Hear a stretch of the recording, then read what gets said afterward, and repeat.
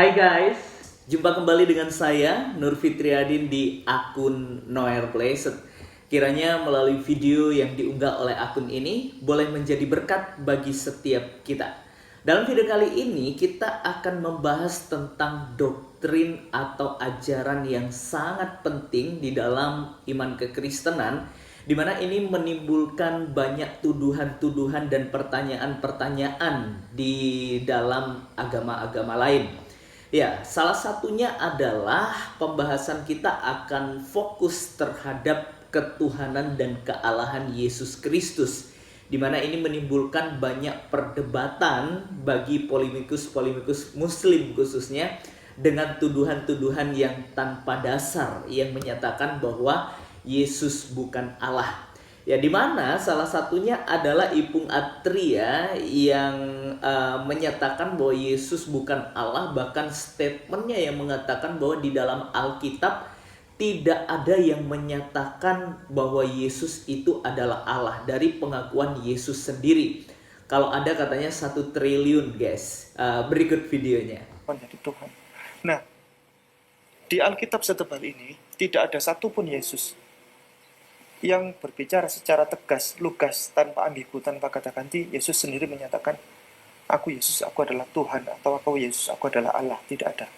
Berhadiah 1 triliun kalau dapat. Tidak ada. Ya, ini yang selalu dikatakan oleh Ipung Atria bahwa Yesus bukan Allah, dan kalau ada yang menyatakan secara jelas akan diberikan 1 triliun. Ya, kita akan menjawab omon-omon dari Ipung Atria ini ya. Kalaupun ada, tidak mungkin 1 triliun diberikan ya guys. Percaya saya. Ada aja ngelesnya ya biasanya kalau ditunjukkan bukti Alkitab yang menyatakan bahwa Yesus adalah Allah. Ya, sebelum kita jauh membahas bagian ini, saya beranjak dari sebuah statement yang mengatakan bahwa kealahan Yesus tidak bergantung kepada pengakuan manusia. Mau orang percaya ataupun seperti Ipung Atria yang tidak mengakui ketuhanan dan kealahan Yesus, dia tetap Allah karena kealahannya tidak bergantung kepada pengakuan manusia. Baik, kita akan membahas dan kita akan menunjukkan bagaimana Alkitab memberitahukan kepada setiap kita bahwa Yesus adalah Allah. Ingat, Alkitab bukan membuktikan Yesus adalah Allah, tetapi Alkitab mau memberitahukan bahwa Yesus adalah Allah. Beda ya, membuktikan dengan memberitahukan itu adalah suatu hal yang sangat berbeda. Mari kita perhatikan bagaimana pengakuan dari Allah Bapa tentang Yesus Kristus di dalam Matius 3 ayat yang ke-16 sampai dengan ayat yang ke-17, di mana peristiwa itu ketika Yohanes membaptis Yesus. Dalam ayat yang ke-16 dituliskan, sesudah dibaptis Yesus segera keluar dari air, dan pada waktu itu juga langit terbuka dan ia melihat Roh Allah seperti burung merpati turun ke atasnya. Ayat 17, lalu terdengarlah suara dari sorga yang mengatakan, inilah anakku yang kukasihi, kepadanyalah aku berkenan. Jadi dari bagian ini kita dapat melihat bahwa Allah Tritunggal juga ada di situ, yaitu Roh Kudus dalam bentuk burung merpati. Dan juga kalau kita memperhatikan ada Allah Bapa, ada suara yang berkata di situ, dan juga ada Yesus Kristus yang ada juga di situ. Ya, kalau kita memperhatikan juga di bagian ayat lain, pengakuan dari Yesus sendiri yang menyatakan bahwa dirinya adalah Allah, ya, dirinya adalah Tuhan. Ya, kita melihat bagaimana setelah peristiwa Yesus membasuh kaki murid-muridnya, dan dia berkata di dalam Yohanes 13 ayat yang ke-13. Di situ dituliskan, kamu menyebut aku guru dan Tuhan, dan katamu itu tepat sebab memang akulah guru dan Tuhan. Wah, ini jelas pernyataan dari Yesus sendiri yang menyatakan bahwa Yesus adalah Tuhan. Jelas ya guys ya. Lalu berikutnya kita juga dapat memperhatikan pengakuan dari Yohanes di dalam kitab yang ditulis, yaitu di dalam Yohanes 1 ayat yang pertama, di mana ini sangat jelas menunjukkan bahwa Yesus adalah Allah. Ya, pada mulanya adalah firman. Firman itu bersama-sama dengan Allah dan firman itu adalah Allah. Ini menarik ya, menjadi perhatian kita. Pada mulanya adalah firman, firman itu bersama-sama dengan Allah dan firman itu adalah Allah. Ingat ya bahwa firman itu adalah Allah. Yang menjadi pertanyaan buat kita, siapakah firman itu?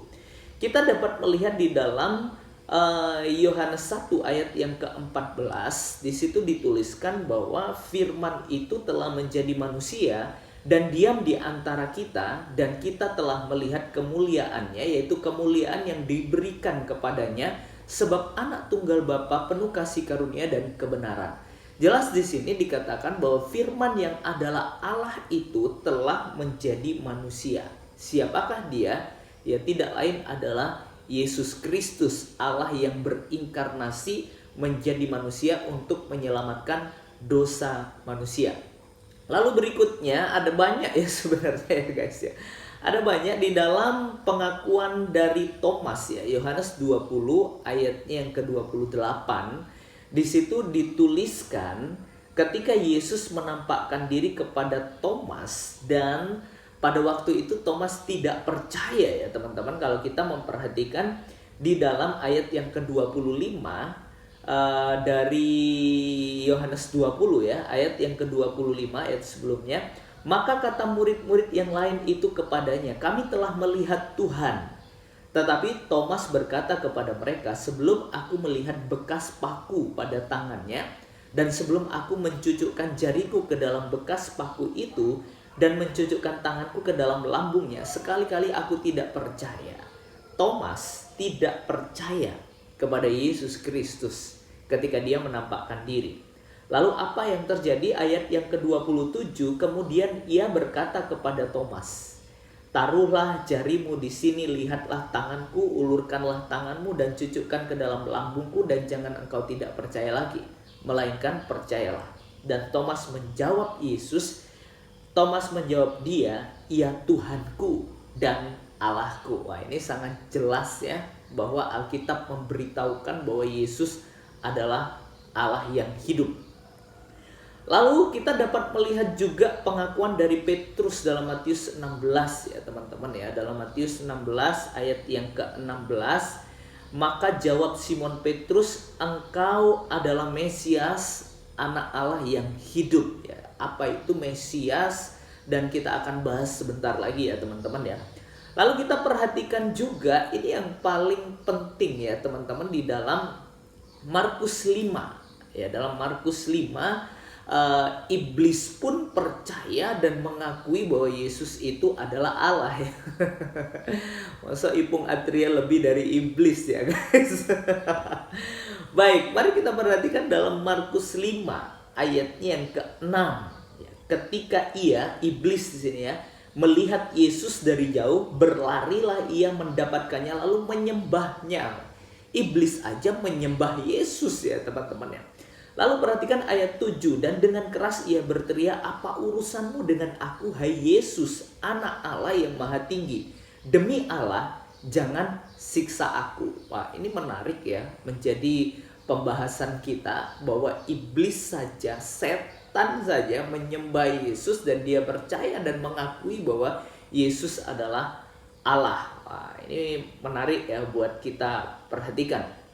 Lalu teman-teman, kalau kita memperhatikan bagaimana ini yang paling penting juga ya, lanjutan dari tadi, apa sih Mesias itu dan apa sih anak Allah itu, ini menjadi menarik. Kita harus ingat bahwa doktrin, ajaran Islam, cara pandang Islam itu tidak sama dengan Allah yang disembah dan doktrin dalam kekristenan. Jadi jangan pernah pikiran Anda, pikiran Islam Anda dicampur adukan dalam iman kekristenan, karena itu adalah sesuatu yang berbeda. Mari kita perhatikan bagaimana ketika Yesus Kristus hendak disalibkan dan di hadapan mahkamah agama. Kita dapat melihat dalam Lukas 22 ayatnya yang ke 69 sampai ayat yang ke 70 ya teman-teman. Kalau kita memperhatikan di situ, mulai sekarang anak manusia sudah duduk di sebelah kanan Allah yang maha kuasa. Ayat yang ke-70, kata mereka semua, kalau begitu engkau ini anak Allah. Yesus menjawab, kamu sendiri mengatakan bahwa akulah anak Allah. Wah, ini menarik ya, bagaimana Yesus ketika diperhadapkan di hadapan mahkamah agama, dia juga mengakui bahwa dia adalah anak Allah. Nah, apa kaitan anak Allah, Mesias, dan Allah ya teman-teman?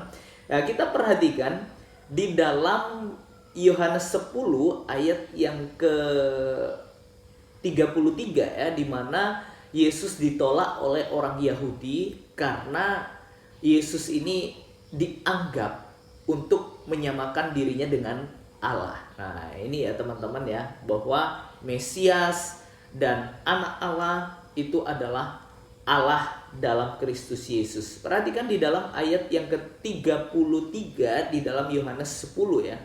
Jawab orang-orang Yahudi itu, bukan karena suatu pekerjaan baik maka kami mau melempari engkau, melainkan karena engkau menghujat Allah, karena engkau sekalipun hanya seorang manusia saja menyamakan dirimu dengan Allah.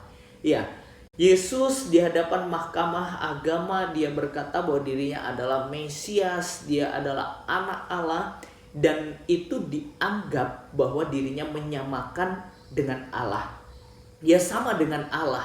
Ya, oleh sebab itu dari pernyataan ini kita jelas ya, Yesus disalibkan, Yesus dianiaya, Yesus disiksa itu oleh karena menyamakan dirinya dengan Allah. Anggapan orang-orang Yahudi pada waktu itu karena mereka tidak sadar bahwa Yesus sendiri adalah Mesias yang dinantikan itu.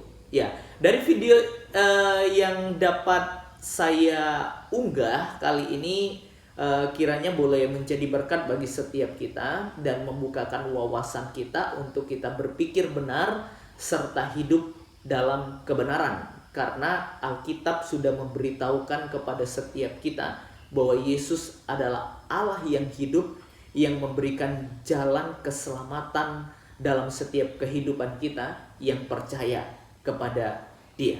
Tuhan Yesus memberkati.